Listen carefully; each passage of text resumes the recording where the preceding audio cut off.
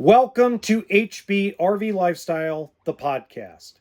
I am the host, the Honey Badger, here to give it to you straight and transparent about the RV business, as well as other things.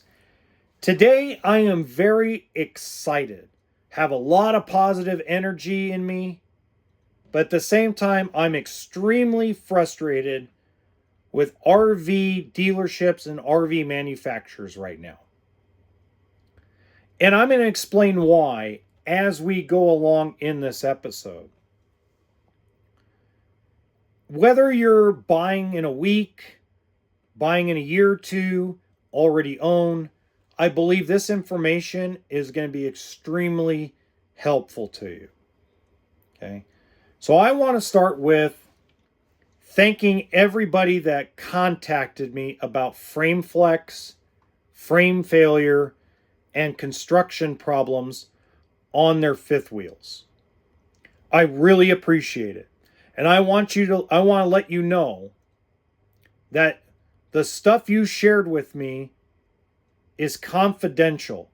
No manufacturer, no dealer will find out who you are and what you shared with me. Okay? They'll never know it came from you. We got an incredible response. So if you don't know what I'm talking about, over the last, I don't know, 4 weeks, I have been asking people to send out, if they have a Grand Design fifth wheel or any fifth wheel, the brand name of the fifth wheel, the model number of the fifth wheel, the year of it, and what the problem is. What occurred. Because everybody's frame issue has been a little different. And what I'm trying to do is gather data so I can go to Grand Design or whoever else we find has this problem on a major scale and go, look, your main problem is 2019 Dakota 12345. And this is the problem. And this is where it happened. Information is power. And somebody accused me in a comment and then in an email that I'm going to use this information to blackmail the manufacturers. Really? That's not why I'm doing this. I'm doing this because there's been so much of it, and predominantly it has been Grand Design. I'm not saying that other brands don't have that problem or have a problem. I'm saying predominantly it has been Grand Design as the biggest offender right now. Out of the responses, about 8 out of 10 people either owned a Grand Design Solitude or Grand Design Momentum, year model 2018 to 2024. Now, the other 2 out of 10 ratio was a mixture of other stuff. Some of them were older Keystone Cougars. We're talking about 2007, 2008. Some of them were more recent, like Jayco North Points, here and there. Tiffin Van Lays. Keystone Alpine or Alpenlight. I can't remember the name of it off the top of my head because I don't have my laptop in front of me. But whatever the Alpine or Alpenlight is by Keystone. And it's sprinkled here and there, a Keystone Montana here, Alliance Valor there, but very sporadic. Mainly Grand Design Solitude, Grand Design Momentum. Now, what I find interesting about this is that out of all the information I gathered, and it was a ton so far, I still need a lot more. First off, before I go into what's really interesting, is I need more data, guys. I need more and more and more data. What I have is not enough yet. I need to be able to connect the dots.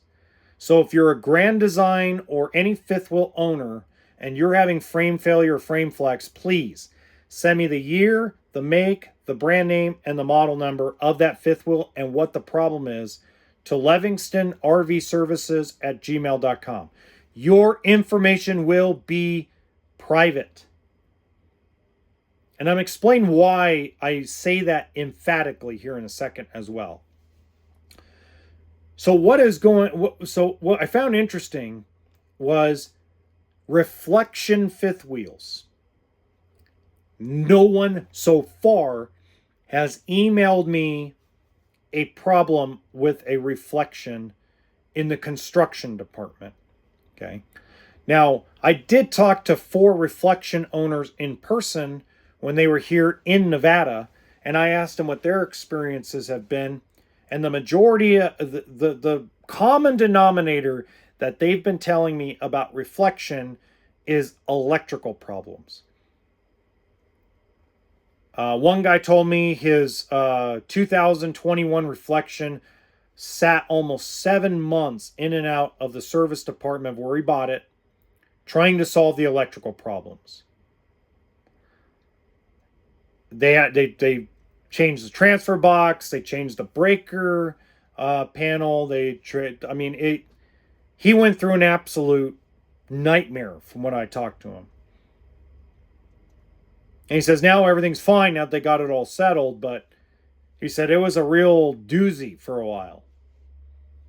I had a young lady with a 2019 that she bought brand new.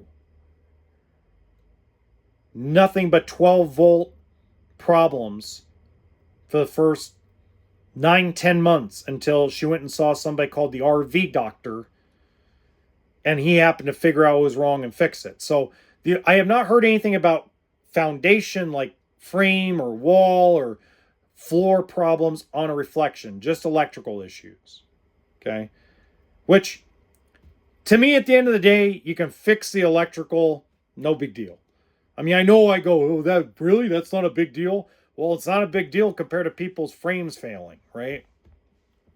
At least that's my opinion. I mean, again, I'm a little tense today, so you're going to have to forgive my delivery of what I say. I'm not trying to be mean. I'm not trying to be nasty. I'm trying to be calm because I'm frustrated also because, not because of you, the customer, but because there's a common denominator amongst all of the emails. And the common denominator is how the email starts. And it starts with something like this. And everybody uses their different verbiage, their different words, their different emotions, the different way of storytelling. Everybody tells it differently. But the bottom line is the super majority of you, the first paragraph is normally something like this. Honey Badger, please do not share my information with the manufacturer. We are scared that if they knew we were complaining, that they won't fix our rig, or that they won't warranty what they did. And that pisses me off. I know you guys don't like to hear me cuss, but what the fuck? Why have we put the fear of God into people to speak up about something they spent tens of thousands of dollars on? In some cases, they spent over $100,000. In some cases, over $150,000 to $200,000 on. And we've put the fear of God in them that if they mention something or they complain about something, we're not going to fix it? Or we're not going to warranty it? Are you fucking kidding me?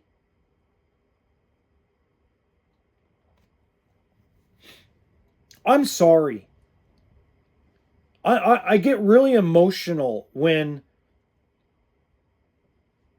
I read these things. The more I read, the more I wanted to get on the phone and just blast people on the manufacturing side. And then I want to get on the phone with service writers and service managers across the US and go, this is your fault. The people feel like they can't come to you and trust you to take care of them. The hell do you have a job in a service department for if you're not going to serve?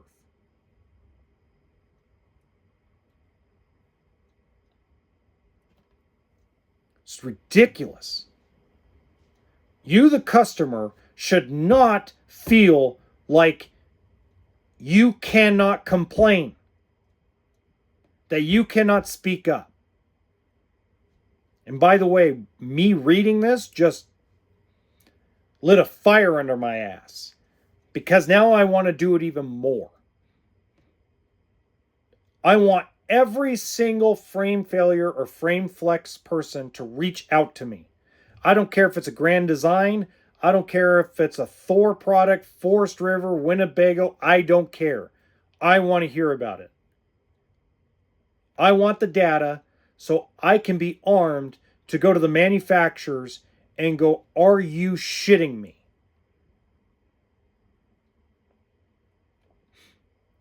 This is horse manure. And then what really ticks me off, and it really gets my skin boiling and my blood bursting,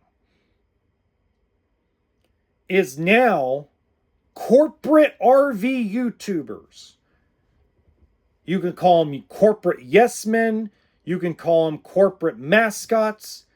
I call them, and I don't mean it in a derogatory way, but I call them corporate stooges. Now have hopped on my bandwagon. At least that's how it feels. Let's hop on the little guy's train that's trying to help people, and let's go out and tell people, oh, well, we're going to change the way RV service departments are done. Why didn't you do that 10, 15 years ago? I'll explain that in a minute, because that's a little unfair. That was a little low blow. I shouldn't have said that. That's a low blow. Let me explain that real quick. First off, you can't change. So many people have walked into the RV industry in the dealership and the service center sector, and supposedly they're going to make all these changes because they came from the automotive industry. Okay? You know how long they usually last? 6 months. Because they find out all the changes they want to implement to make service run more efficient doesn't exist in this business. They don't realize that to carry every little part for every little year model for every run of a brand would run tens of millions of dollars, and there's not enough space for every little thing. You would have to carry every type of circuit board, every type of refrigerator, every type of appliance, and you'd have to have at least 15 to 20 of them in stock at a time. And you need cash to do that. So if you're a monster service department, you probably need between $8 and $10 million. That was the last estimate from a guy that actually surveyed how to run an RV service center like an auto service center. Okay. The other part of the low blow, and I got to get away from the low blow. I'm sorry about the low blow. But the other part is parts are not accessible in 2 days. The auto industry is way different and runs like a well, at least it used to run like a well-oiled machine. The RV industry is chaos on the service side. Anybody who walks into the RV world and goes, I'm going to change the way service is done, I'm going to change the way sales is done, they don't last 6 months. So some of these corporate YouTubers that have released videos in the last week, up to 2 weeks, saying they are going to change the way service is done. Let me tell you something. I'm going to speak to you directly. You know deep down in your heart and soul, all of you, and it's not just one, guys, there's a few of them. Not gonna name names, but if they're watching and listening, you guys know in your heart and soul that video is full of crap. Not because there's anything you can control, because you can't control it. And now there's corporate YouTubers now wanting frame flex information.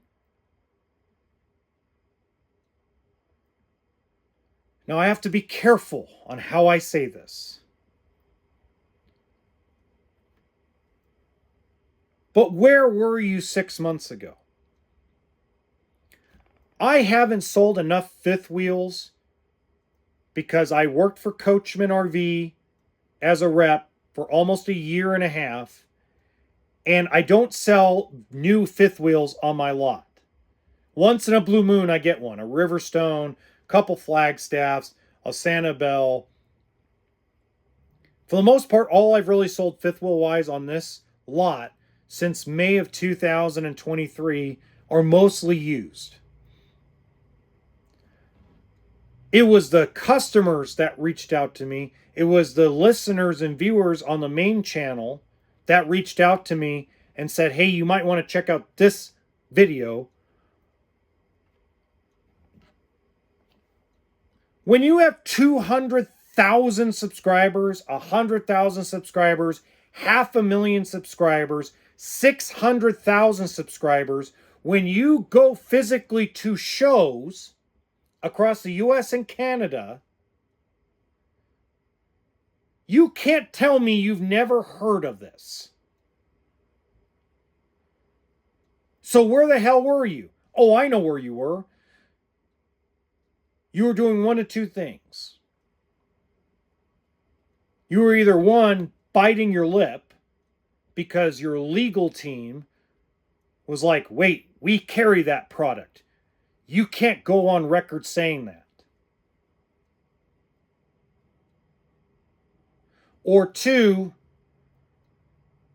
you really buried your head in the sand. I'm not going to decide which one for you. You have to decide that for yourself.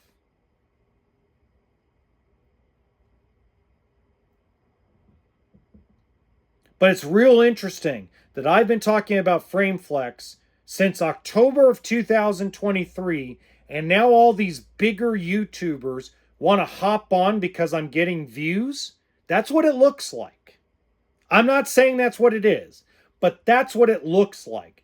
It's like all these YouTubers that are copycatting Mr. Beast. Oh, we're going to beastification our YouTube channel. We're going to do better than Mr. Beast, if you know who that is. At the same time that I'm bitching and moaning about this, I also want to say thank you for sticking your neck out right now.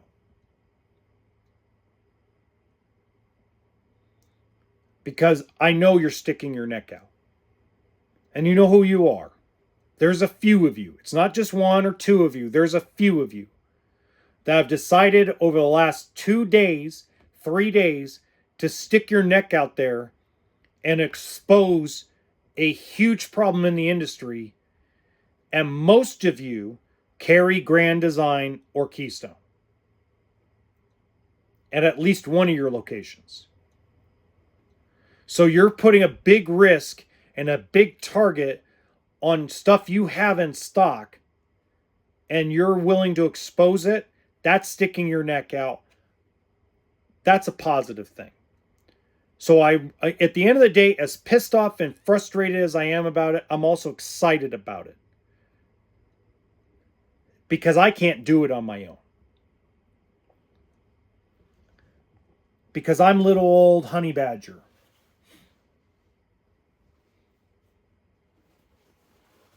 I'm not the big million subscriber YouTuber. Nobody recognizes me when I walk down the street. I don't have that kind of influence.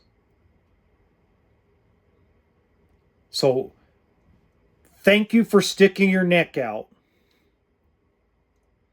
And I hope together we can help make the changes necessary to help the people with the problem now and prevent the problem from happening in the future.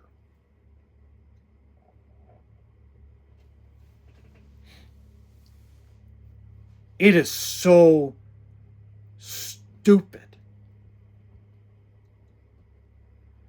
You know, I'm so sick of sunshine and rainbows.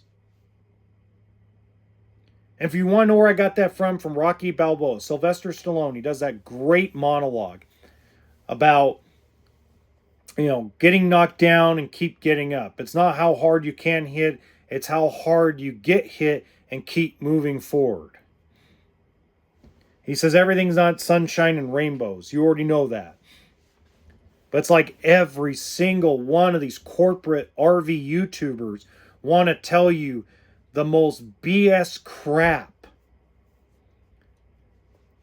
I watched a walkthrough video the other day, and they got this big old smile on their face and like, let me show you these pearly whites. And it's something I've never seen before. I've never seen it. I mean, they've only had that floor plan for the last 25 years, and I've filmed it like 3 times in the last 4 years for different year models. But it's all new and all different. Same shit.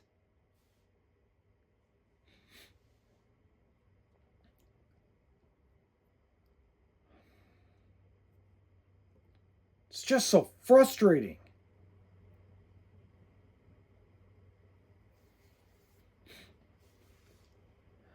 Okay, calm. Okay, look, change the subject real quick. I want to thank everybody real quick for all the views, all the hours watched, all the subscribers here on the podcast. YouTube, I've been able to monetize the channel through YouTube. It qualified. Thank you. It's because of you guys. I had nothing to do with it. All I do is post the content. You guys are the ones that like it. You guys are the ones that follow me. You're the ones that take time out of your day to watch or listen to me, either through Spotify, iHeart, YouTube, etc. Without you guys, without you gals, without you folks, this would not be possible. So thank you. From the bottom of my heart, thank you. Thank you all to also who watch both the main channel and the podcast. The main YouTube channel hit 10,000 subscribers. Thank you. I got 2 shout outs from very big, well, I wouldn't say big YouTubers, but I'll say they're a lot bigger than me. And I really appreciated what they both had to say. They kept it short, they kept it sweet, gave me a nice shout out. I really appreciate you guys. If you're listening, I appreciate you shouting out my main channel. And then the other guy and his wife, they shouted out the podcast. And I really appreciate you guys. I mean, again, something that I didn't think any of this was possible. I thought I was just going to get lost in the atmosphere. My goal was if I could educate and get 50 people a year to have a better experience buying or selling an RV, that would be enough for me. That's how it started. Now I've got new goals. I'm going to share those goals a little bit later. But let's get back on track for a second.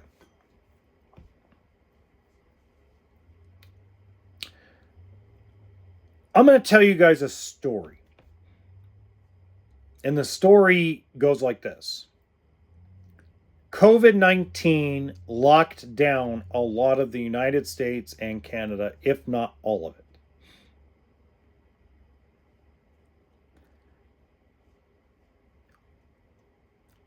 In 2021, not 2020, in 2021, the RV manufacturers shipped out more than 620,000 RVs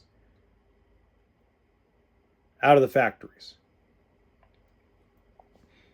Now, I heard a comment in a video that did mention me that dealerships were charging MSRP and factories did not make the profit or the advantage the dealers did. I'm going to give you a pass on this. And you know, if you're listening and you know what I'm talking about, I'm going to give you a pass because you don't know. Nobody knows. But the RV manufacturers raise their prices so fast, so high, and their profit margin on 620,000 units. 600, I'm going to repeat that, 620,000 units. That is 38% more than the highest year on record in the past. And their profit margin was huge. Now, if dealerships were in a 620,000 unit year, were charging MSRP still, they were idiots. And they're in Problemville right now because RV shows were back, dealers were discounting again. I agree with you that in 2020, when inventory was at an absolute bottom of the barrel amount available, dealers were charging MSRP. Not every dealer. A small percentage of dealers were charging sticker or nothing. I could name 3 in Southern California alone that if you didn't pay sticker, you walked. Then you came over to me at Beaumont RV. I gave you 25% off, and you were excited. Because we knew, as a company at the time, that we didn't want to get stuck with inventory. We would rather got 30 units in and sold 30 units at a decent profit than to sit and wait for sticker. Period. Okay? In 2021, if you were charging sticker, you weren't making deals. Because there was more inventory available. There were more built that year than there was any year prior. So the manufacturer made money hand over fist. And if they didn't, they were idiots.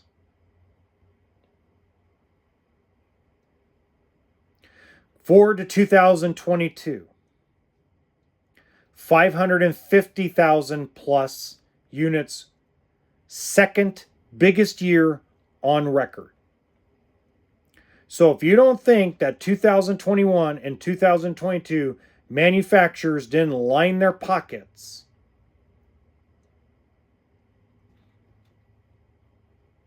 you've got wrong information. So when I ask dealerships to participate in half the loss, I'm not asking them because they're broke. I'm asking them because they lined their pockets.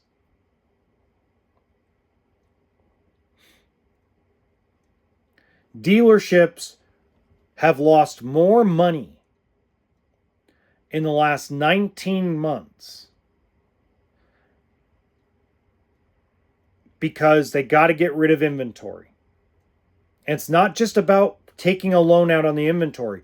There's dealers that pay cash for their inventory. And you can't just have cash sit on a lot doing nothing.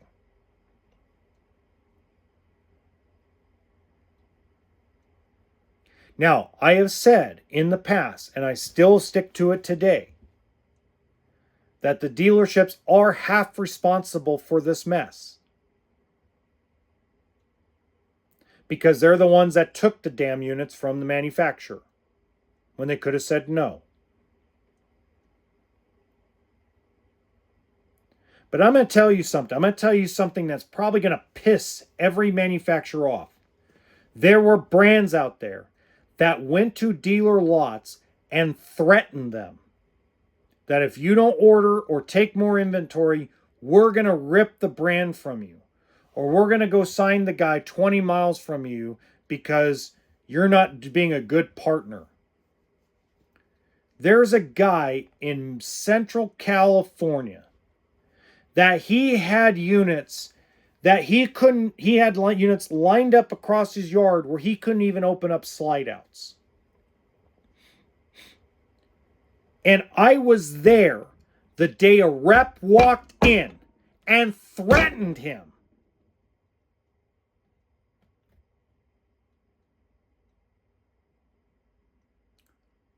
Threatened him. If you don't take more units, I'm going to sign the guy 20 minutes away from you because you're not being a good partner. I was proud of the owner. The owner said, if you're going to do that, take your shit with you and get out. And don't call me again.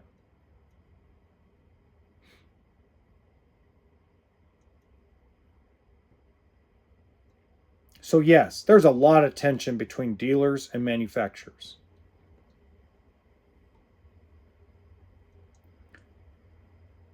And the reality is, this guy was partially right. It is sometimes good for the consumer. Right now, it's really good for you because you're buying 2023 inventory for back of what the dealer paid for it. Dealerships, including big corporations, are losing their ass on 2023 inventory to move it. And if they're not even in the game.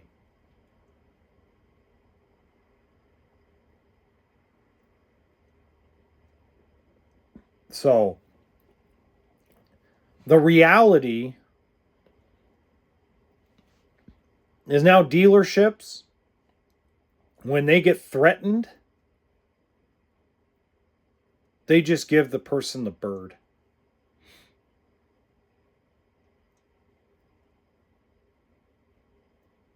You know that factory reps, outside of a few of them, won't even call me anymore because they know what my reaction's going to be.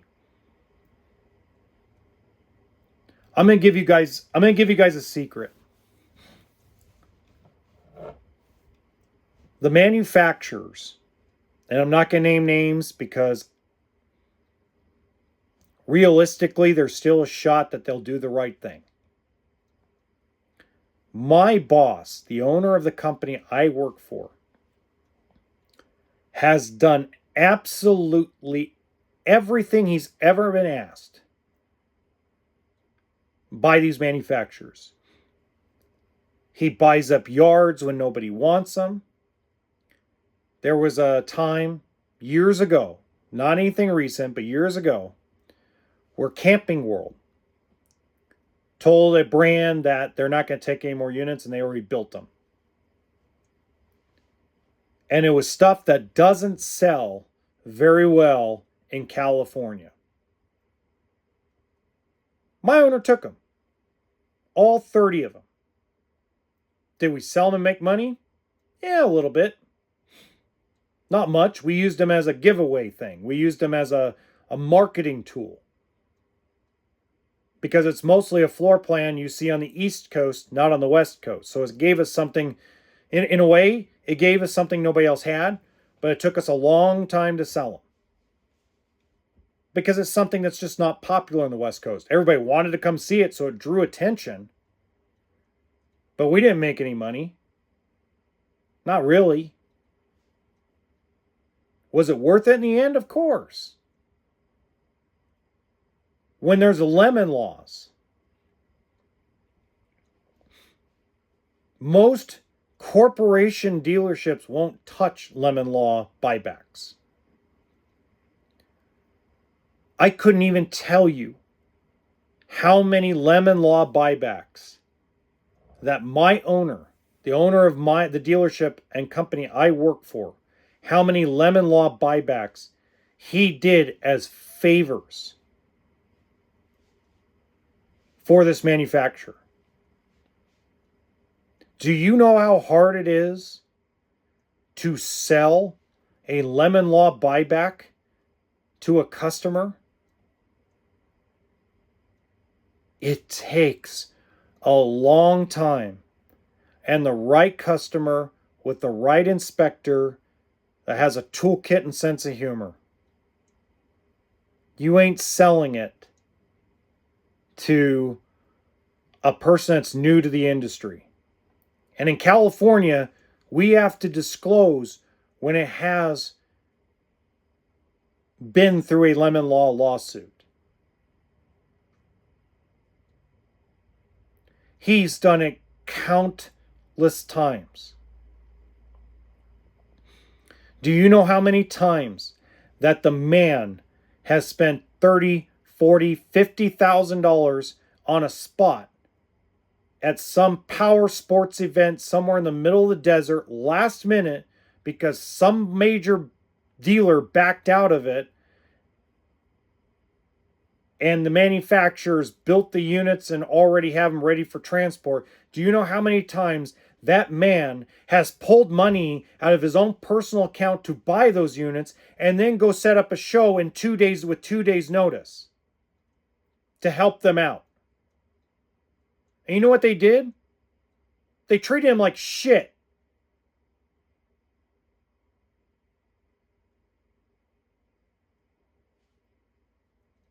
So I'm really frustrated.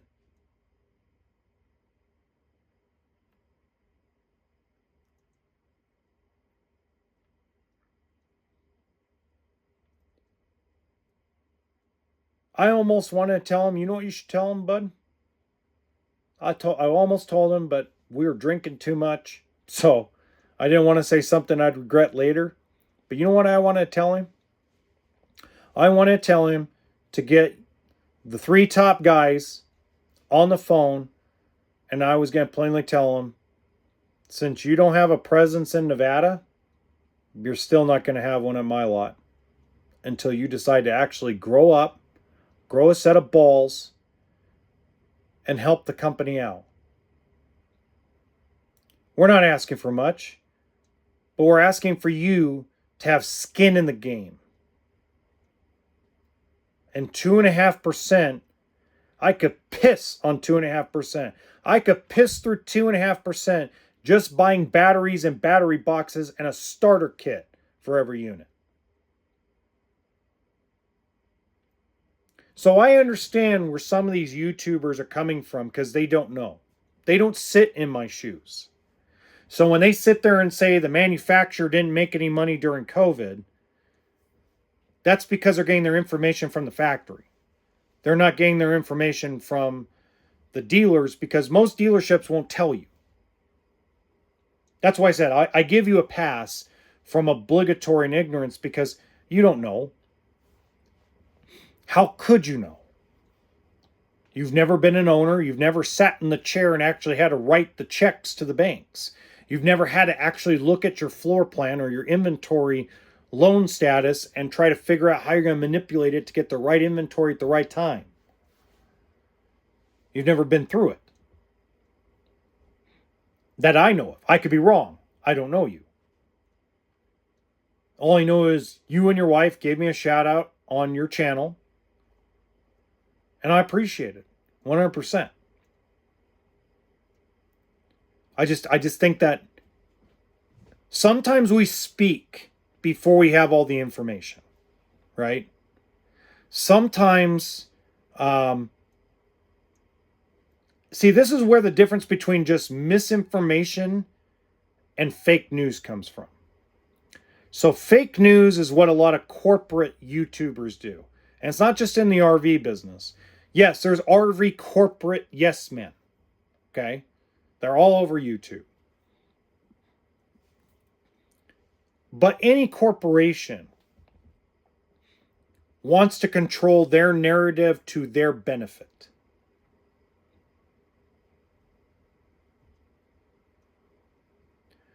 So It's just like, for example, rvbusiness.com.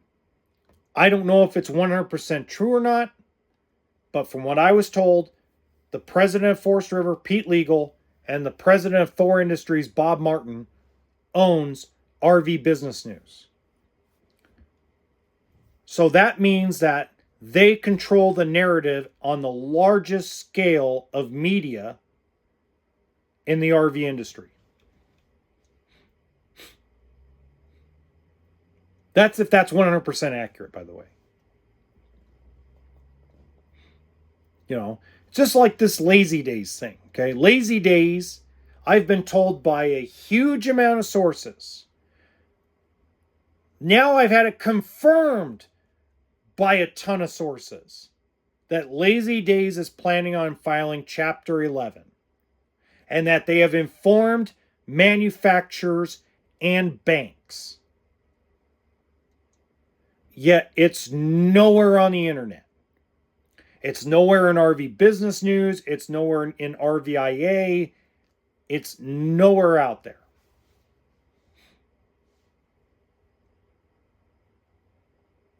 If you don't know what Chapter 11 is, it's a restructuring. They're not going out of business.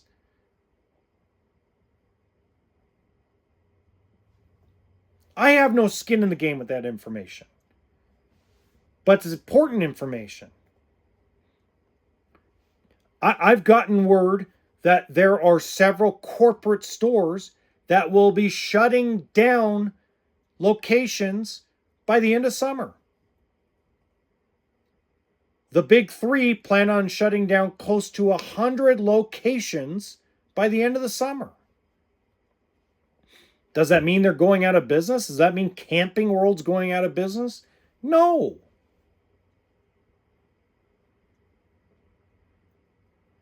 There's a lot of places that RV corporations, big, huge stores, bought multiple stores. Blue Dog RV has been rumored to be up for sale in Las Vegas, Nevada. That Blue Compass has put it up for sale. It is redundant for them to have two locations in a market.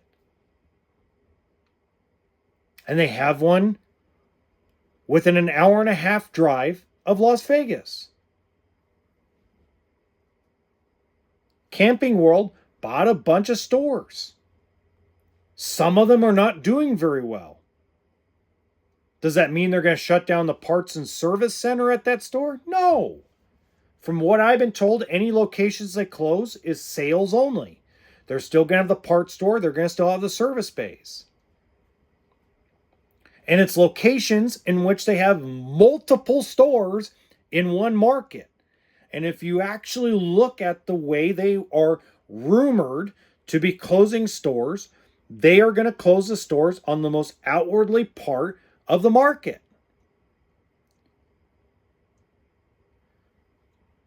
Think about this for a second.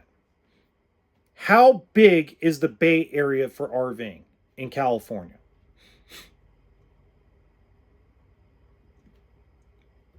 It's pretty decent size, right? More traffic than distance, okay? Because hell, San Francisco traffic, Oakland traffic, Vacaville traffic. If you live in Northern California and Sacramento, you know what I'm talking about.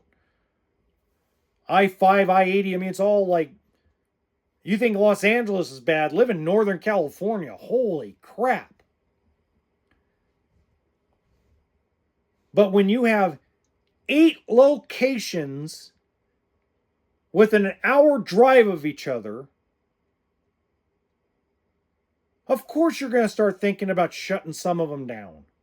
It's redundant.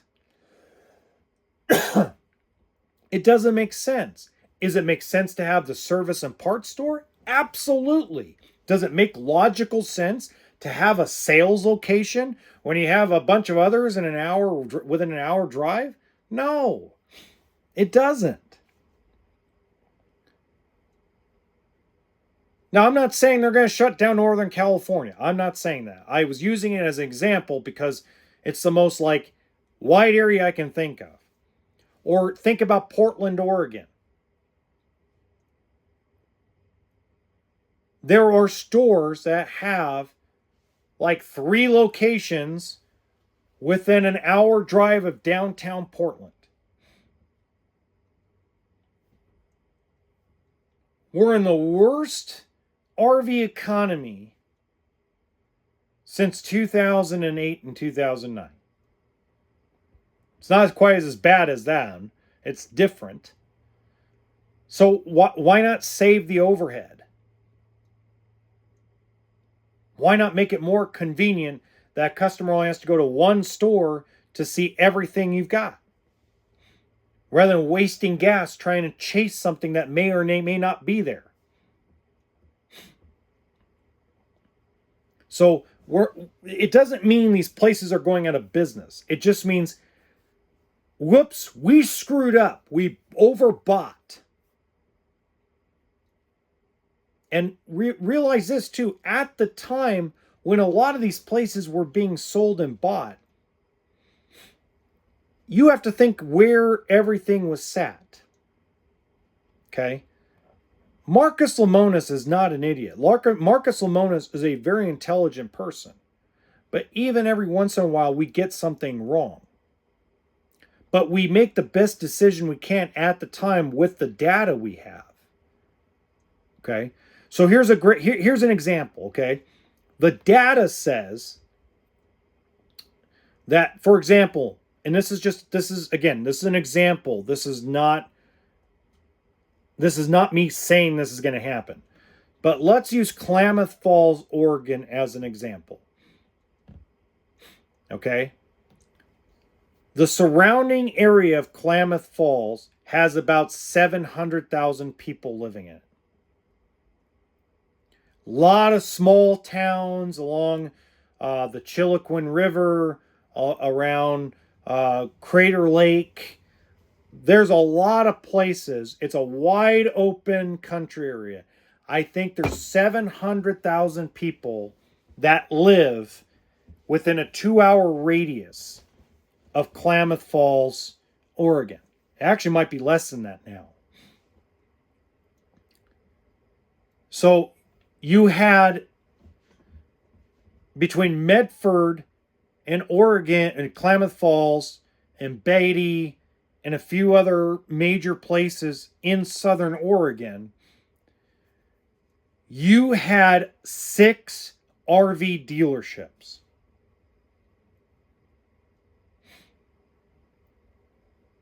Think about that. You have a pool of 700,000 people, let's say within an hour and a half drive,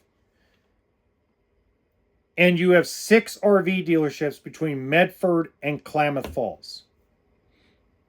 And if you go 2 hours, then you've got 5 locations in Bend, Oregon. So you have 13 stores servicing around 700 to 800,000 people at the most. That's too many locations. But at the time when folks were buying and opening these dealerships, you have to remember where we were as a culture, as a country.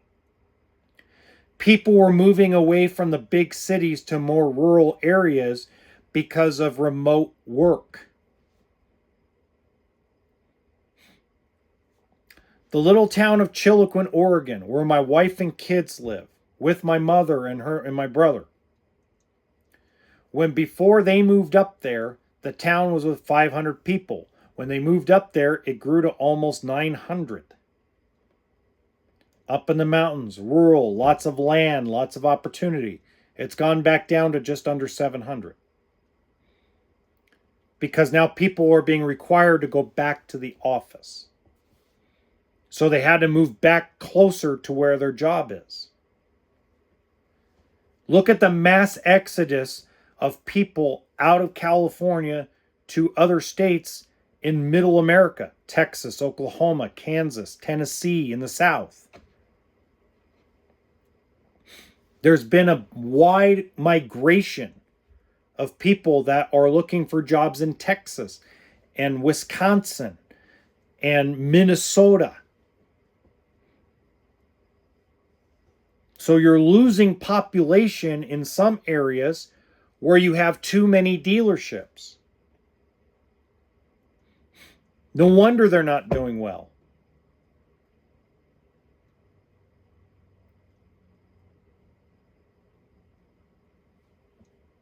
So it makes sense overall for these locations to start shutting down.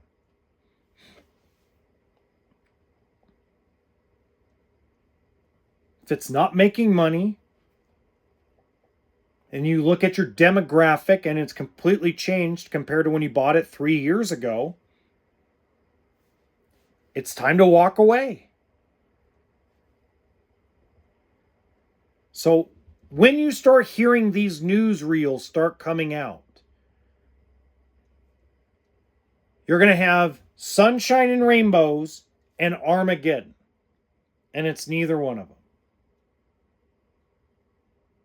So just keep that in mind. Until next time, remember, RV stands for toolkit and sense of humor.